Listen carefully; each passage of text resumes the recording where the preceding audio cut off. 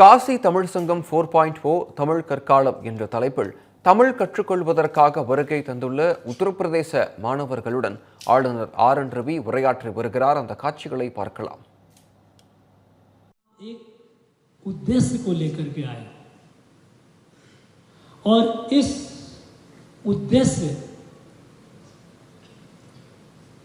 के मूल में तो आप कह सकते हो कि हमें तमिल सीखना है, तमिल का हम करकला, लेकिन इससे बड़ी भावना है भारत।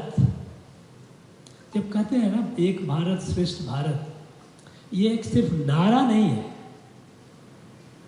एक भारत श्रेष्ठ भारत एक वास्तविकता है, लेकिन दुर्भाग्य से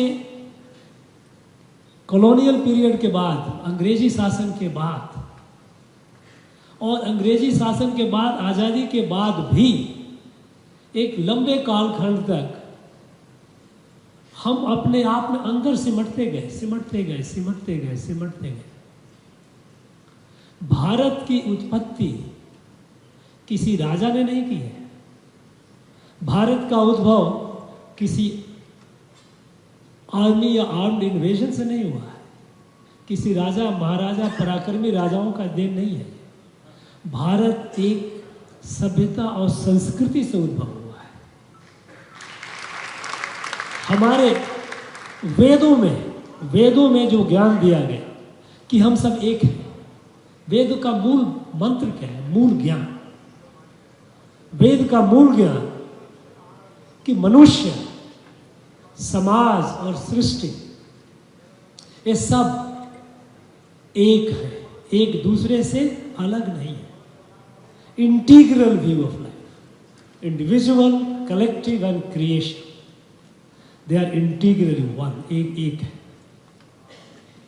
और इसमें हर में, सृष्टि के हर तत्व में, हर कण कण में परमात्मा का, परमेश्वर का निवास है।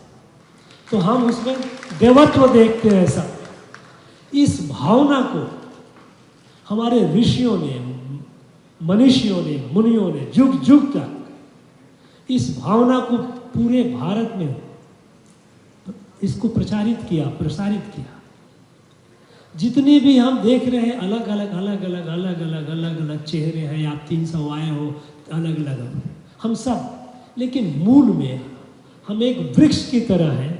एक वृक्ष जिसमें कि लाखों पत्ते होते हैं, हजारों टहनियाँ होती हैं, लेकिन क्या आप कल्पना कर सकते हैं? और हर दो पत्ता एक तरह का नहीं होता।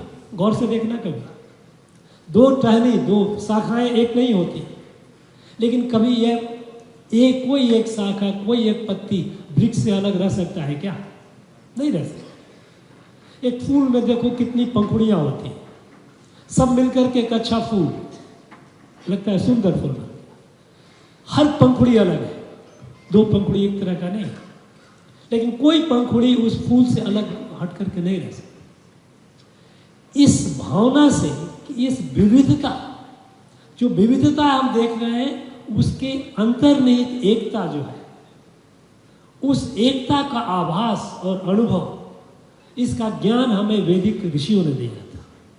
और उसके बाद हमारे ऋषियों ने इसके पूरे एक भूभाग में इसका पूरा प्रचार प्रसार किया और एक जीवन पद्धति बनाई।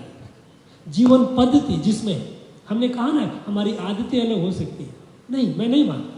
मूलतः स्वभाव हमारा एक है।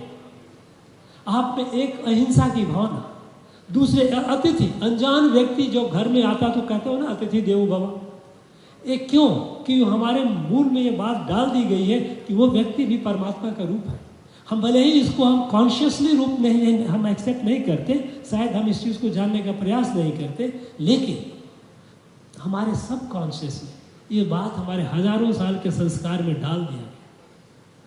हम वृक्ष की पूजा करते हैं, नदियों की पूजा करते हैं, जीव जंतुओं की पूजा करते हैं। हम किसकी पूजा नहीं करते? हम सबकी पूजा करते हैं, क्योंकि सब में देवत्व है। तो ये भावना हमारे पूरे एक भूभाग में फैला और तब ये भारत का उद्भव हुआ। ये विविधता को अंग्रेजी काल में भिन्नता में बदलने का प्रयास किया। डाइवर्सिटी को डिफरेंस में बदल, हम अलग है, अलग है, अलग है।